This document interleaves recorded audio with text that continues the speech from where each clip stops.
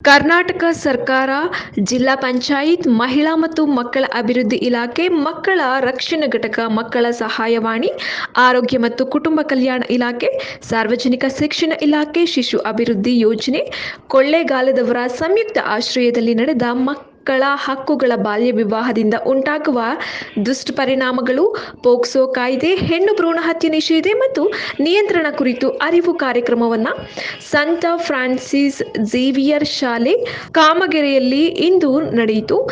ಈ ಕಾರ್ಯಕ್ರಮದಲ್ಲಿ ವಿಲ್ಸನ್ ರವರು, ಗ್ರಾಮ ಪಂಚಾಯಿತಿ ಸದಸ್ಯರು ಕಾಮಗೆರೆ, ಡಾಕ್ಟರ್ ಶ್ರೀನಿವಾಸ, ವೈದ್ಯಾಧಿಕಾರಿಗಳು, ಪ್ರಾಥಮಿಕ ಆರೋಗ್ಯ ಕೇಂದ್ರ ಕಾಮಗೆರೆ, ಶ್ರೀಮತಿ ಮಂಜುಳಾ, ಶಿಕ್ಷಣಾಧಿಕಾರಿ, ಶ್ರೀ ಚೆಲುವರಾಜು, ಸಬ್ ಇನ್ಸ್ಪೆಕ್ಟರ್, ಜಿಲ್ಲಾ ಮಕ್ಕಳ ರಕ್ಷಣಾ ಘಟಕ, ಮಕ್ಕಳ ಸಹಾಯವಾಣಿ ಮೇಲ್ವಿಚಾರಕರಾದ ಭಾರ್ಗವ, ಮಹೇಶ್ ಪುಟ್ಟರಾಜು, ಶಾಲಾ ಮುಖ್ಯೋಪಾಧ್ಯಾಯರು, ಸಹ ಶಿಕ್ಷಕರುಗಳು, ಅಂಗನವಾಡಿ ಕಾರ್ಯಕರ್ತೆಯರು ಮತ್ತು ಆಶಾ ಕಾರ್ಯಕರ್ತೆಯರು ಹಾಗೂ ಪೋಷಕರು ಈ ಕಾರ್ಯಕ್ರಮದಲ್ಲಿ ಭಾಗವಹಿಸಿದ್ದರು.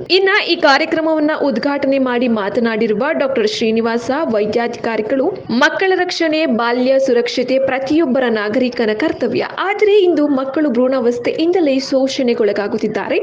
ಸಮಾಜದಲ್ಲಿ ಭ್ರೂಣ ವ್ಯವಸ್ಥೆಯಿಂದ ಪ್ರೌಢ ವ್ಯವಸ್ಥೆ ತಲುಪುವವರೆಗೂ ವಿವಿಧ ಹಂತದಲ್ಲಿ ಮಕ್ಕಳು ಶೋಷಣೆಗೆ ಒಳಗಾಗ್ತಿದ್ದಾರೆ. ಸಾಮಾನ್ಯವಾಗಿ ಬಡತನ, ಲಿಂಗ ತಾರತಮ್ಯಗಳಲ್ಲಿ ಮಹಿಳೆಯರ ನಂತರ ಹೆಚ್ಚಿನ ಶೋಷಣೆಗೆ ಒಳಗಾದವರು ಮಕ್ಕಳೇ ಆಗಿದ್ದು, ತಂದೆ ತಾಯಿಗಳಿಬ್ಬರು ಉದ್ಯೋಗಸ್ಥರಾಗಿರುವ ಮಕ್ಕಳು ನಿರ್ಲಕ್ಷ್ಯಕ್ಕೆ ಒಳಗಾಗ್ತಿದ್ದಾರೆ. ಇಂತಹ ಮಕ್ಕಳು ಕಾನೂನು ಬಾಹಿರ ಚಟುವಟಿಕೆಗಳಲ್ಲಿ ಭಾಗಿಯಾಗಿ ಮಾದಕ ವ್ಯಸನಿ, ಮಾನಸಿಕ ಖಿನ್ನತೆಗಳಿಂದ ಬಳಲುವ ಸಾಧ್ಯತೆ ಇದೆ ಎಂದು ತಿಳಿಸಿದರು. ನಂತರ ಚೆಲುವರಾಜು ಪೊಲೀಸ್ ಸಬ್ ಇನ್ಸ್ಪೆಕ್ಟರ್ ಅವರು ಮಾತನಾಡುತ್ತಾ ಮಕ್ಕಳ ದೌರ್ಜನ್ಯ ಬಗ್ಗೆ ಕೆಲವು ಘಟನೆಗಳನ್ನು ನೆನಪಿಸುತ್ತಾ ವಿವರಿಸಿದರು.